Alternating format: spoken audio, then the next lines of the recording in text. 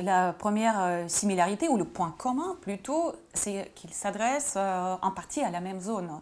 Et cette zone, c'est l'Asie centrale, qui est à la fois la zone d'influence de la Russie depuis longue date. Il y a encore beaucoup de russophones, l'influence stratégique, culturelle, les restes de l'influence économique, et en même temps l'influence de la Chine économique et financière est de plus en plus grande.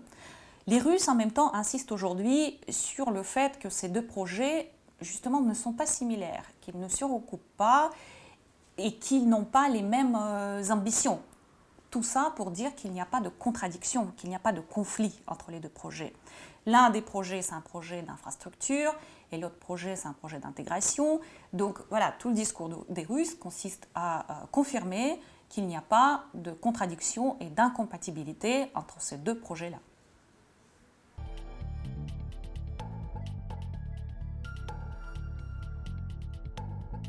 Tout au début, la Russie était quelque peu méfiante. En 2013, quand l'annonce est faite par le président chinois sur le lancement du projet, la Russie ne manifeste pas d'enthousiasme.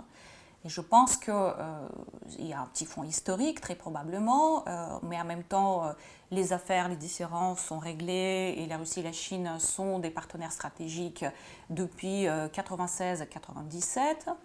Et au fond, la Russie, ce qu'elle craint, c'est ce qu'on appelle le différentiel de puissance, l'asymétrie de puissance économique, financière, mais aussi militaire.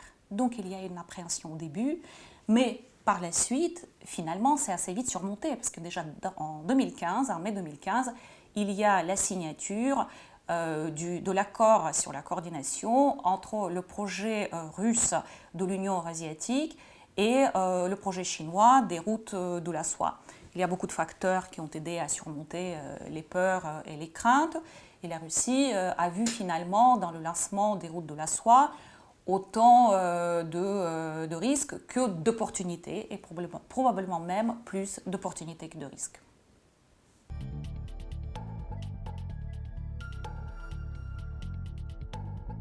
La Russie aujourd'hui insiste sur une possible division des tâches, des missions en quelque sorte dans cette région.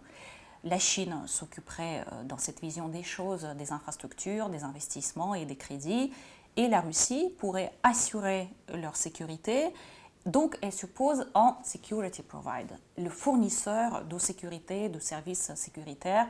Et là, elle a plusieurs atouts, des bases militaires dans la zone, elle a reconstruit et beaucoup investi dans son outil militaire. Elle insiste aussi aujourd'hui pour que l'organisation de coopération de Shanghai joue un rôle de plus en plus grand pour assurer la sécurité dans cette région.